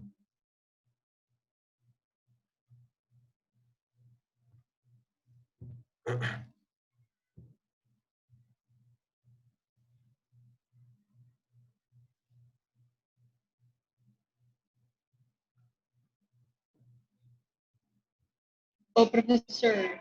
Pode falar. Professor, eu fiz uma anotação num caderno velho meu aqui e agora eu estava tentando entender, eu não estou entendendo. Escrevi assim, na maioria das soluções tamponadas feitas no laboratório, a concentração do ácido é igual à concentração do óleo. Então, o pH é igual ao pKa. Exato. Isso aí... Mas aí Não, isso aí, pH ótimo. Qual é o pH ótimo do tampão? Para o pH do tampão, assim, qual é o pH em que ele está funcionando com maior eficiência? Para ele funcionar com maior eficiência, a concentração do ácido tem que ser igual... Não! Peraí! Ó, concentração do ácido igual da base. Se a concentração do ácido for igual à da base, isso aqui vale 1. Log de 1 é 0. Então, o que você fala assim? Quando que o pH é igual ao pKa? É quando o tampão está com a máxima eficiência. É quando ele está zerado. Só que isso depende do que, Elvira? Do fato de você ter produzido o tampão com o ácido e a base conjugada na mesma concentração. Agora, se essas concentrações forem de 10 vezes, por exemplo, olha que coisa interessante, Elvira. Você vai ter duas situações aqui, ó. Por exemplo, pH igual a pKa menos log de 10. Por exemplo, imagina que a concentração do ácido seja 10 vezes maior que a da base. Se isso for verdade, aqui não vai dar log de 10, ó. Então vai ficar pH igual a pKa menos 1. Agora, se a concentração da base é 10 vezes menor que a do... Opa! A do ácido, peraí. Se a concentração do ácido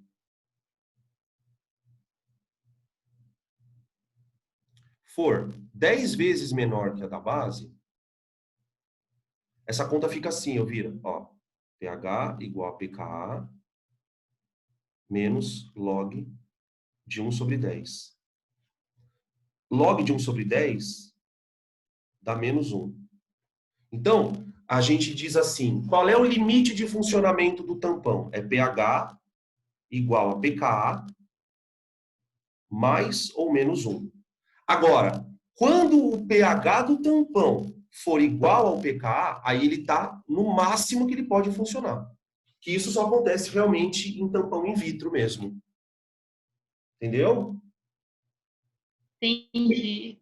Gente, perdão pelo grito, eu não tenho paz nunca aqui em casa. Entendi, professor. Entendi, professor. Entendeu? Agora faz todo sentido essa noção minha. É porque às vezes os professores falam muito rápido durante a aula e a gente perde algumas partes. Agora faz todo sentido. Eu sei. Eu tô ligado, é foda. Na aula é meio foda, a gente não consegue voltar, é uma merda. Enfim. E aí, gente, ok? Tudo bem? Professor, eu posso dizer que o sistema tampão ele é quase análogo a uma ponte salina, né? Ai, você com essas comparações suas, eu entendi o que você quis dizer. Pode. Cara, o Breno se supera, meu Deus. Gente, a pessoa é Vixe Maria. É um repertório Mas eu entendi. muito amplo, É né? uma ideia de equilíbrio, né? No caso da salina, ela garante equilíbrio elétrico das cubas. Então, tipo assim, se uma cuba começa a ganhar muita coisa positiva, ela manda negativo. Então, ela vai tentando manter um equilíbrio elétrico de uma solução. Aqui a gente mantém um equilíbrio no sentido de concentração de H+, mas é um mecanismo nesse sentido mesmo. E é muito louco porque, assim como a ponte salina, né, o tampão é uma estrutura passiva, você não gasta energia, é simplesmente a natureza funcionando, né? É muito louco. Gostei dessa analogia, Breno, eu vou copiar na minha aula. Espera aí.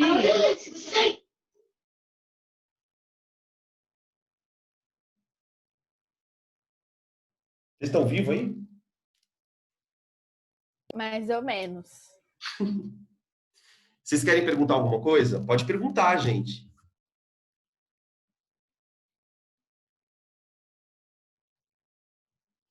Deixa eu ver. Os caras até sumiram, não tô vendo ninguém mais aqui. Deixa eu me achar aqui. Deixa eu ver. Pronto! Acabamos a aula, gente. Acabou. Acabou. Se vocês não tiverem mais nada, a gente pode se despedir.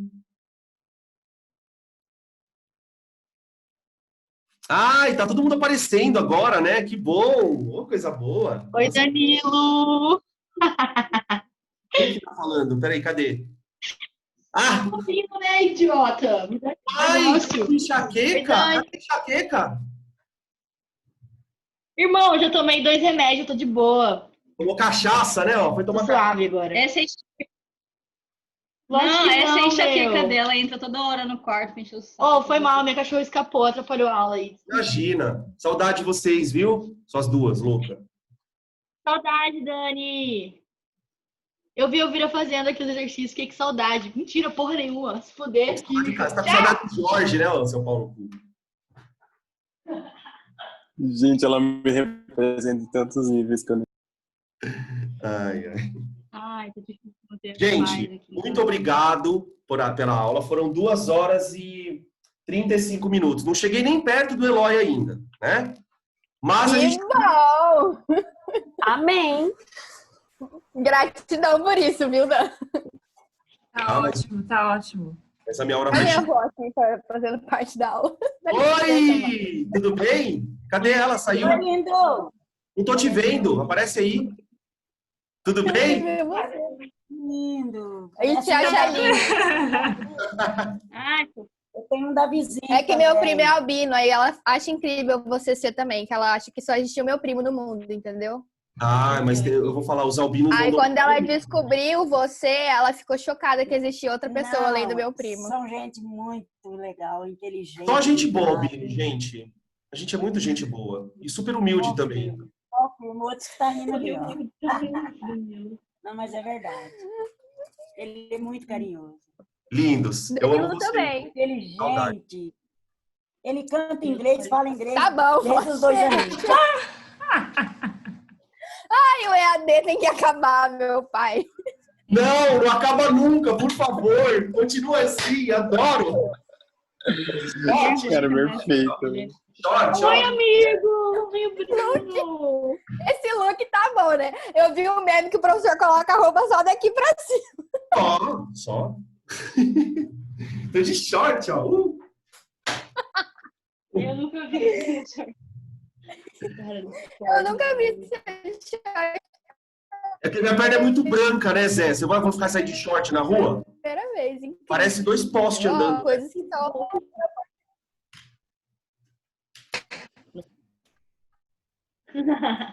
Tá achando lindo, todo mundo se procura, tô de pijama agora. Eu tô com uma roupa aqui, só daqui pra cima também. Tá bom, dá tchau, vamos embora. Ai, muito orgânico. Minha irmã tá enchendo o saco aqui, toda hora falando pra eu desligar a câmera. Não, a gente já tá acabando agora. Gente, o EAD tem que acabar. Tem que acabar o EAD, pelo amor de Deus. Não dá mais. Não sei quem que eu aguento mais, o EAD ou a minha família, tá difícil. O problema não é o EAD. Aqui tá difícil tá também, difícil. O problema é sempre a família. O EAD não é de menos. Tá, velho. Eu não sei como Verdade. matou ainda. Ó, muito obrigado por vocês terem gasto todo esse tempo aqui. Adorei, tá? Foto, peraí, vou fazer um blogueira fazendo um post. Tá bom. Cadê? Todo mundo sorrindo. Vai, Danilo, ri. Tô rindo já. Tá demorando, Zé. Peraí. Pronto. Uhul! Vou postar. Fazer o merchan do Azimuth. Peraí, tem gente abrindo a câmera agora. Peraí, ó. A Yara abriu a câmera. De novo, então, mais uma. Peraí. Aí, gente, abre tudo. Vamos estar aparecendo. Tem que olhar pra câmera ou pra tela? Pra onde você Acho que quiser. vou olhar pra câmera, não é mesmo? Vai, 1, 2, 3 e... Ai, a gente é muito bonito, né? Fala assim, não. Tchau, gente. Beijo! Obrigada. Eu vou subir a aula no... Ô, Dreno, você tá mudo, hein? E eu aqui super falando, menina. Não, só falei que a aula foi muito boa. Obrigado, Deus. Foi incrível. Nossa, de verdade, ó. Arrasou. Tchau. Tchau. Tchau, Dan. Obrigada, viu? Nada, gente.